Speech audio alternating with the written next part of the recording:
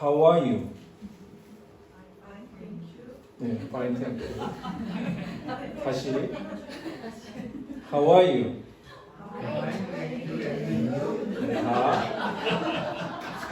중학교 수준의 영어 수준인 걸로. 제가 오늘 How are you? 물어보는 것은 여러분 정말 안녕하십니까? 묻는 거예요. 우리는 서로 안녕을 물어보며 만남을 시작하죠. 그러나 그런 인사가 어떨 때는 정말 그냥 의례적인 인사가 되어버렸습니다. 미국 사람들한테 How are you? 그러면 I'm fine. How are you?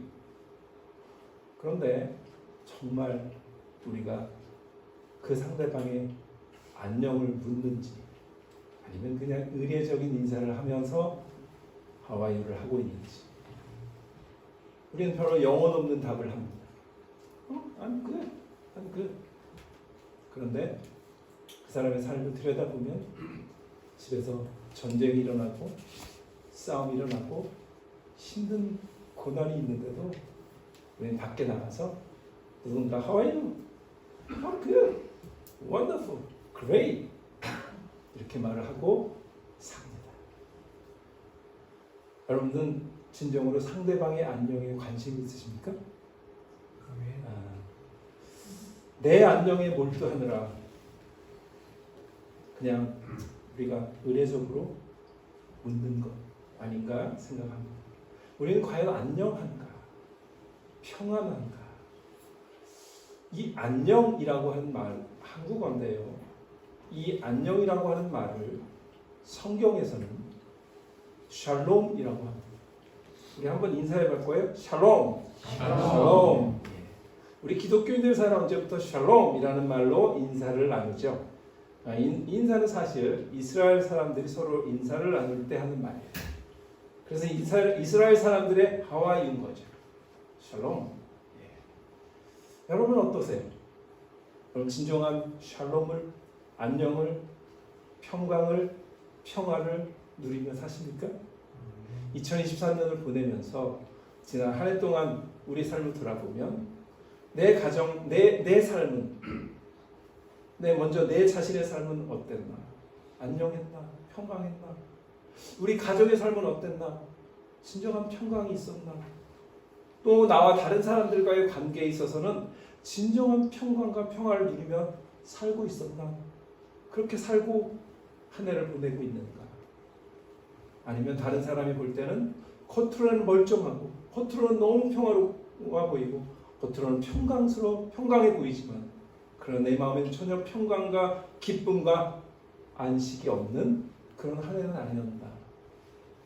아니면 누군가 다툼이 있는데 아직도 그 다툼을 해결하지 못한 채 연말을 맞이하고 있지는 않은가.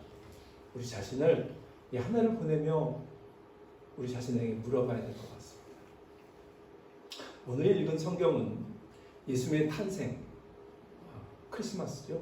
예수님의 탄생을 예언한 말씀입니다.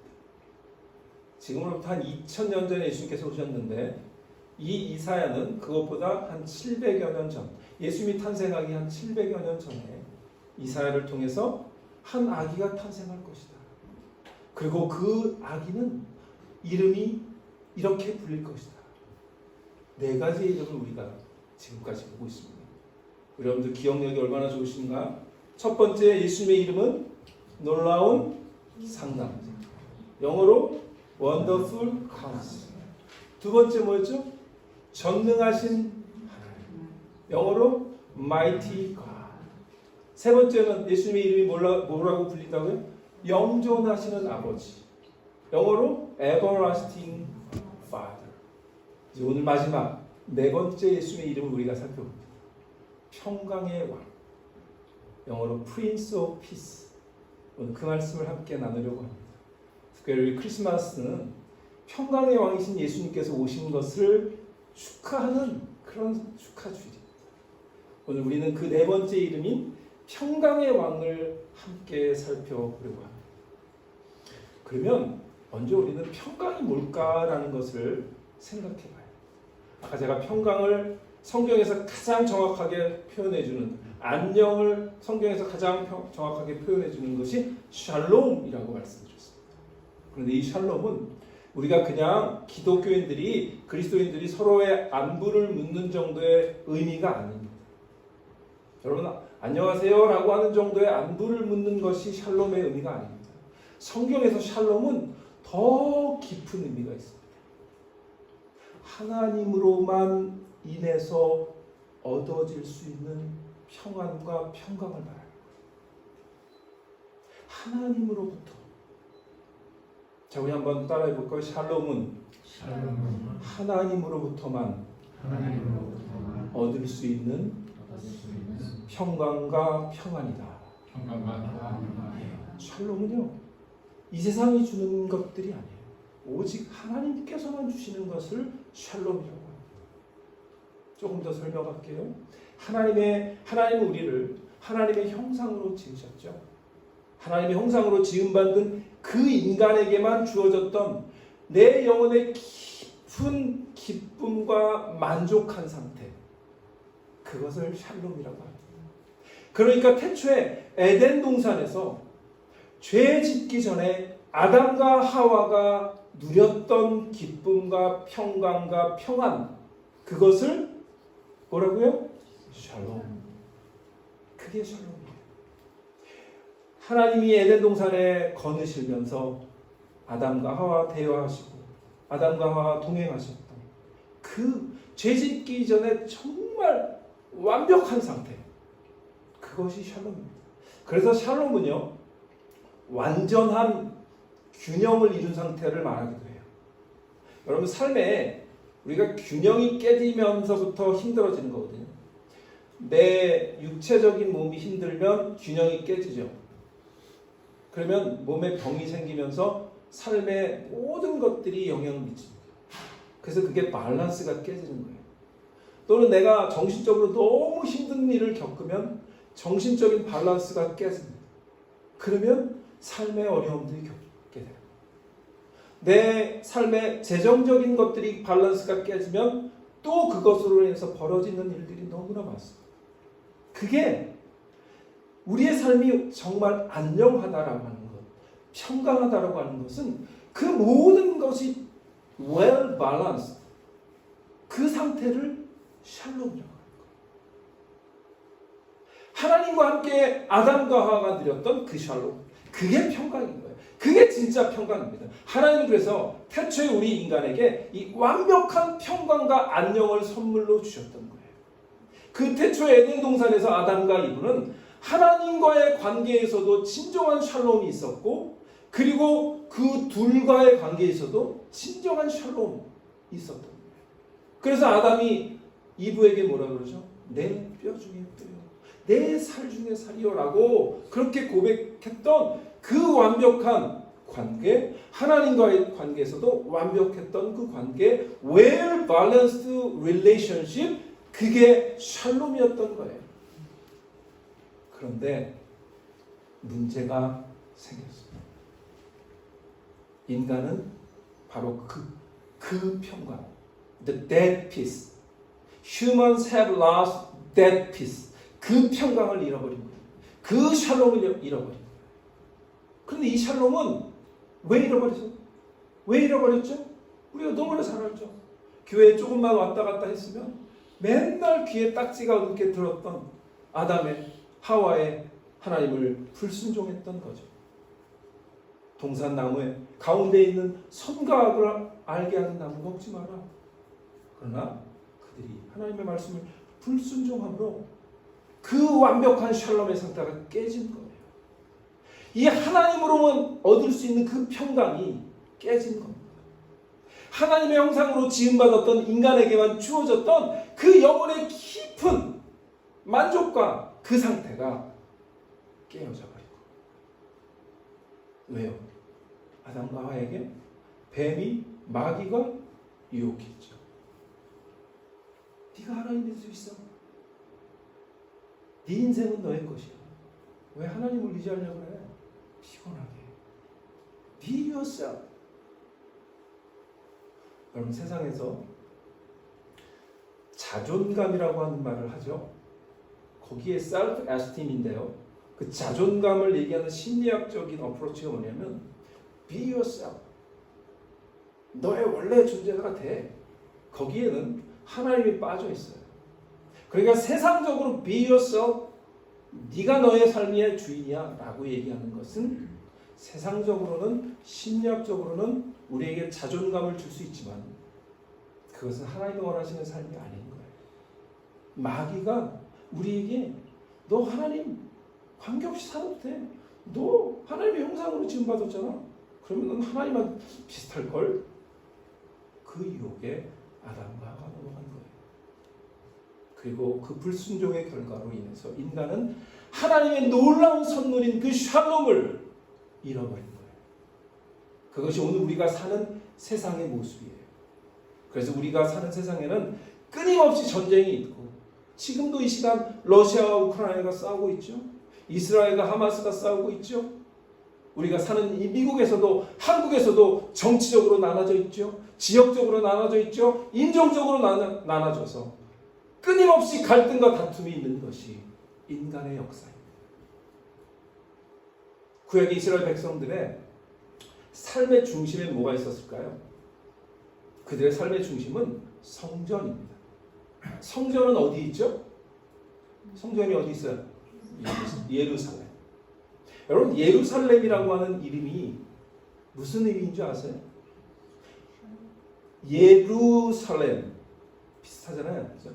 예루라고 하는 말은 히브리어로 the 터를 말해요. 기초, the foundation. 근데 샬렘, 예루살렘의 샬라임, 그게 샬롬에서 온 거예요. 그러니까 평강, 평화. 그러니까 예루살렘의 원래 뜻은 뭐냐면 평화의 터. 그게 발전해서 평화의 도시, 평강의 도시라는 말이에요. 그런데 아이러니한 건 뭐죠? 이 예루살렘 평강의 도시가 한 번도 평강해 본 적이 없죠. 지금도 전쟁하고 있잖아요. 왜 그랬을까요? 이 예루살렘은 역사적으로요. 이 이름과는 전혀 다르게 전쟁과 다툼이 끊어지지 않았는데 왜 그랬어요? 이스라엘 역사를 살펴보면 이스라엘 수많은 왕들이 이 예루살렘 성전 중심의 삶을 살지 않고 하나님 떠나서 우상을 숭배하고 그 하나님을 예배하면서도 동시에 우상을 숭배하는 그런 하나님이 기뻐하지 않는 삶을 살았기 때문에 그 땅에는 하나님이 주신 그 샬롬을 갖고 살 수가 없었던 거예요. 이스라엘 백성들이 왜 하나님께 그렇게 맨날 선지자들한테 혼을 났을까요? 그들이 하나님을 섬기지 않았을까요? 그렇지 않아요. 그들은 하나님을 섬겼어요. 성전에서 매년 양과 소를 무지막지하게 바치면서 제사를 드렸어요. 그럼 왜 하나님께서 그들에게 맨날 선지자를 통해서 혼을 내셨을까요? 하나님을 섬겼는데 하나님도 섬기고 우상도 함께 섬긴 겁니다. 그게 이스라엘 백성은 하나님께 그렇게 혼나고 벌받고 심판받은 이유예요. 이건 뭘 말하는 걸까요? 우리가 하나님 믿지만 우리의 삶이 하나님만 섬기지 않으면 이스라엘 우상 숭배와 똑같다는 거예요. 하나님만 섬기기를 원하세요. 하나님은 하나님도 섬기고 세상도 한 발 내딛고 양다리 걸치면 가랑이가 찢어지는 거예요. 우리가 왜 양다리 걸치고 사는 거예요? 이스라엘 백성이 그 양다리 걸친 것을 하나님이 진노하신 거예요. 그러니까 예루살렘이라고 하는 평화의 도시라고 하는 말과는 관계없이 그들은 끊임없이 전쟁하고 지금 이 시간에도 전쟁하는 그러한 평강을 잃어버린 겁니다. 하나님과의 관계가 무너지면 평화의 도시에 살아도 평화가 없습니다. 하나님을 알지 못하는 인생은 아무리 평강하려고 노력을 해도 그 평강이 영원하지 않습니다. 하나님 없는 인생은 잠시 평화가 있다가도 또 분쟁하고 또 갈등하고 또 싸우는 전쟁 같은 삶을 살 수밖에 없다고 성경은 선언합니다. 그래서 이사야 59장 1절 2절에 하나님이 이사야를 통해서 이렇게 말씀하죠.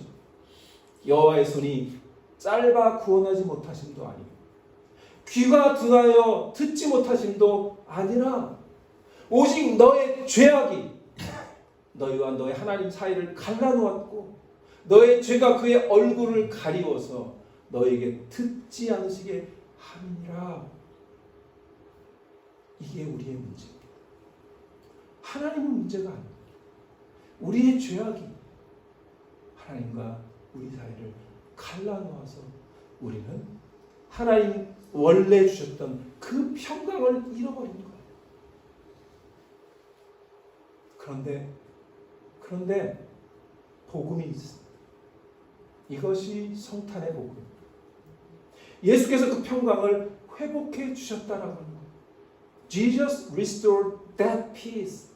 That peace, that shalom. 그 샬롬. 우리가 잃어버렸던 그 샬롬을 예수님께서 restore, 회복해 주셨다는 거예요. 그래서 우리 인생에 있어서 하나님과 화해하고 하나님과의 관계를 회복하는 것이 가장 중요하고 가장 급한 일인 거예요. 믿으십니까? 구약에서 하나님과 화해하는 길을 하나님께서 준비하셨어요. 그것을 우리가 뭐라고 하냐면 화목 제사라고 해요. The peace sacrifice 또는 peace offering 그렇게 얘기해요. 그런데 이 화목 제사는요, 화목 제물이 필요해요. 그래서 그 화목 제물로 양을 잡고 소를 잡고 그리고 염소를 잡고 비둘기를 잡는 거예요. 왜냐하면 하나님과 우리 사이의 이 샬롬을 깨어버린 것이 우리의 죄 때문이기 때문에 성경이 말하는 죄는 여러분 성경이 말하는 죄를 여러분들 오해하시면 안 돼요. 물론 성경이 죄를 도덕적인 죄, 거짓말하지 말고 미워하지 말고 뭐 하는 이런 도덕적인 죄를 말합니다. 그러나 성경이 말하는 더 근본적인 죄가 뭐냐면 하나님을 거부하는 거예요. 하나님을 거절하는 거예요. 하나님과의 관계가 깨어진 것, 그것이 죄의 근원인 거예요. 아까 우리가 에덴 동산에서 말씀드렸던 거죠. 가장 큰 죄가 하나님을 떠난 죄이고 하나님을 버린 죄이고 하나님을 거부하는 죄입니다. 그래서 그들은 양을 매년 잡아서 황소를 매년 잡아서 그 화목 제물로 드렸습니다. 그러나 이 제물은 이 제사는 영원하지 못했어요. 그래서 매년 이 화목 제사를 하나님께 드리면서 그 우리의 그 평강을 새롭게 했어야 됐던 거예요. 그래서 하나님께서는 길을 열어주시는 거죠. 그게 뭐예요? 단번에 영원히 하나님과 화해할 수 있는 길을 허락하셨는데 그것이 예수님이십니다. 2000년대 이 땅에 아기 예수로 오신 그분이 이 잃어버린 샬롬을 회복시켜 주시기 위해서 이 땅에 오신 줄 믿으시기를 바랍니다. 예수님께서 온 인류의 화목제물이 되셔서 십자가에서 우리가 아까 비디오에서 본 것처럼 그 십자가에서 그렇게 피를 흘리며 찢기며 자신의 몸을 주셔서 그래서 우리에게 화평을 주시고 그 잃어버렸던 샬롬을 회복시켜 주신 줄 믿습니다. 그래서 성경은 이렇게 얘기합니다. 골로새서 1장 20절로 22절에 그의 십자가의 피로 화평을 이루사. 여기 화평이 샬롬이죠. 평강입니다. 만물 곧 땅에 있는 것들이나 하늘에 있는 것들이 그로 말미암아 자기와 화목하게 되기를 기뻐하십니다. 전에 악한 행실로 멀리 떠나 마음으로 원수가 되었던 너희를 우리는 죄로 인해서 하나님과 애님이 원수가 되었던 관계였는데 그 관계를 예수께서 중심으로 이제는 그의 육체의 죽음으로 말미암아 화목하게 하사라고 성경은 선언하는 줄 믿습니다. 2000년 전에 이 땅에 아기 예수로 오셨던 그분은 결국 이 십자가에 달려 죽으시기에 오신 거예요. 물론 모든 인간은 결국 죽을 것이지만 여러분, 이 땅에 누군가를 위해서 죽기 위해 태어나는 사람은 없죠. 우리 아이들을, 여러분들 우리 자녀들이 태어났을 때 기억하세요? 그러면 그때 이 자녀가 이 자녀는 누구를 위해서 죽기 위해서 태어났어 라고 하는 분은 없단 말이죠. 그런데 예수님은 달랐다고. 예수님은 태어남 자체부터 2000년 전에 오셨던 그 첫 번째 성탄절부터 예수님은 죽기 위해서 오셨다는 거죠.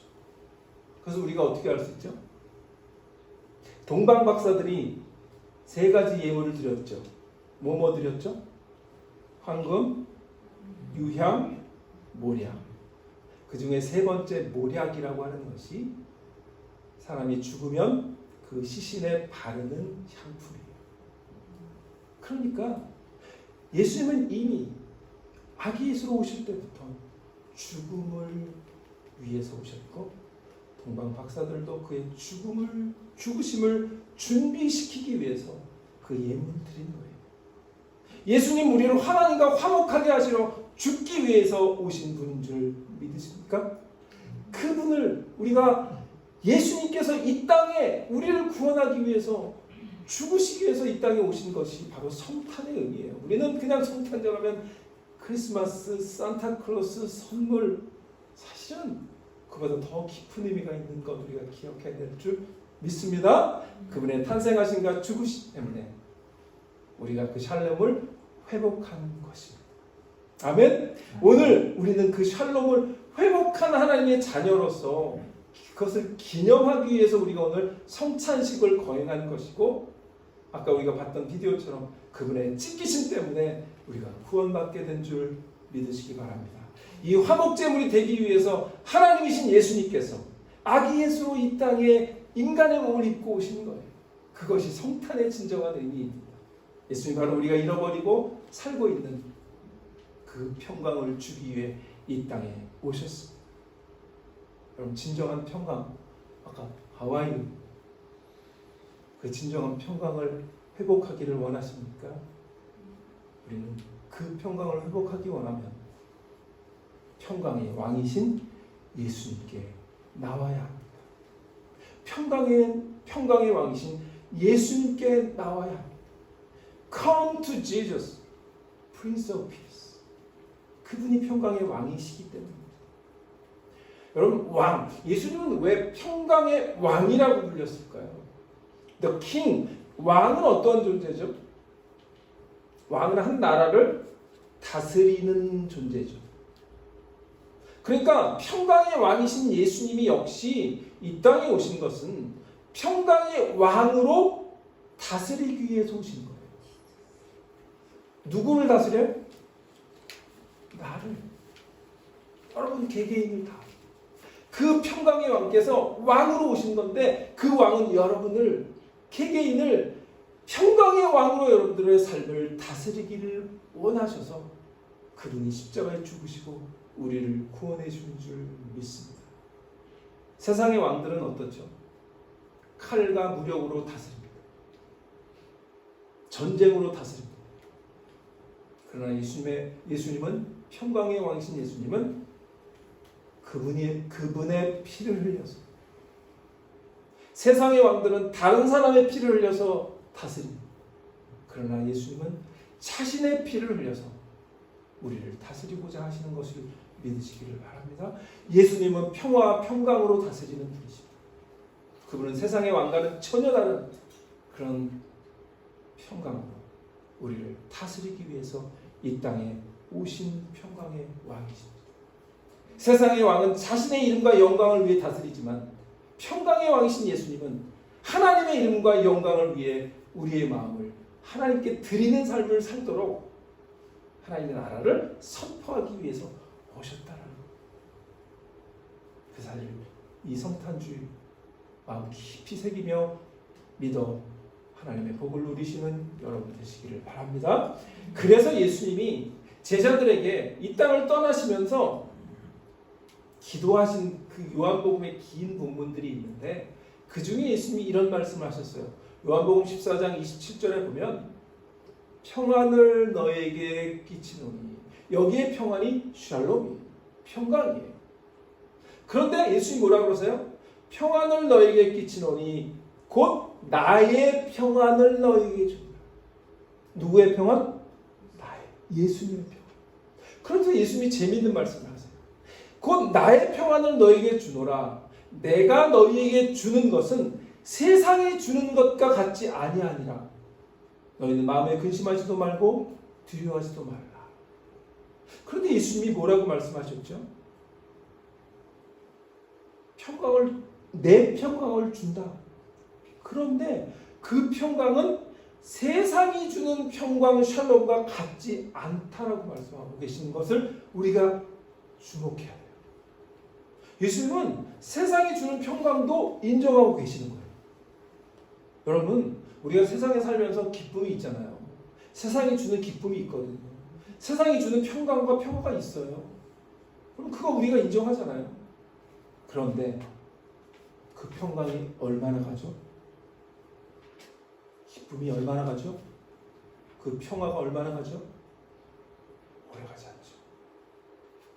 세상이 주는 평안, 세상도 주는 평안과 평화가 있어요. 그러나 그것은 오래 가지 않는 잠시적인 temporary 그런 평화인 거예요.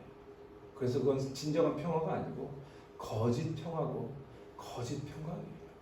그래서 예수님께서 내가 주는 평강은 세상에 주는 평강과 같지 아니하다라고 말씀하십니다. 여러분, 우리가 살면서 내가 믿고 있는 것들이 있잖아요.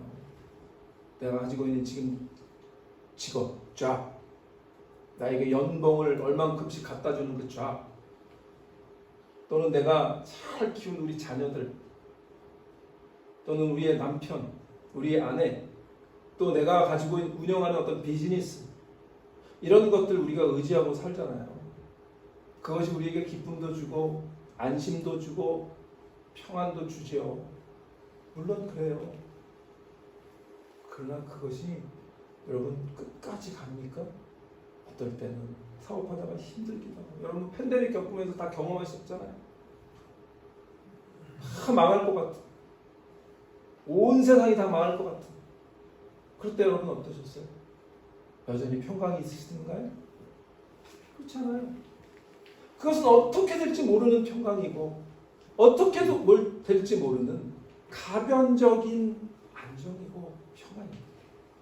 그러나 우리 주님이 주시는 평강은 이러한 평강이 아니고 영원한 우리 마음속 깊은 곳에서 주시는 그 아담과 하와가 태초 에덴 동산에서 누렸던 그 깊은 평강과 진정한 샬롬을 주시는 줄 믿으시기를 바랍니다. 제가 좋아하는 그림이 있는데 렘브란트라고 하는 네덜란드의 화가가 있습니다. 빛의 화가라고 불리우는 이 네덜란드의 렘브란트가 그린 제목이 갈릴리 호수의 폭풍 후 The Storm on the Sea of Galilee라고 하는 그림이에요. 페인팅이에요. 근데 이 그림이요, 보스턴의 가드너 박물관이라고 하는 것이 있는데 그것에 전시되었다가 도난을 당해서 여전히 실종 상태인 유명한 그림이에요. 그런데 이 그림을 보시면 갈릴리 폭풍 가운데 배가 뒤집어질까 두려움과 떨림, 패닉 상태에 빠져있는 이 제자들의 얼굴들을 우리가 기가 막히게 묘사했어요. 얼굴들이, 모습들이 다 달라요. 그런데 패닉한 거죠. 이 배가 뒤집어지지 않을까. 두려움과 불안함과 공포와 그런 패닉이 완전히 우리를, 이 제자들을 덮쳐 그들의 삶조차 무너뜨리려고 하는 그런 모습이 바로 이 그림인데, 그런데 한쪽 구석에 예수님의 모습이 나옵니다. 여러분, 예수님의 모습은 어떤가요? 그 한 폭풍 가운데 정말 평안한 무슨 주위에 뭐가 있는가? 폭풍가 있는지 없는지 전혀 관계없게 평안한 모습으로 제자들과 대화를 나누시는 것 같은 그런 모습의 예수님의 모습이 있습니다.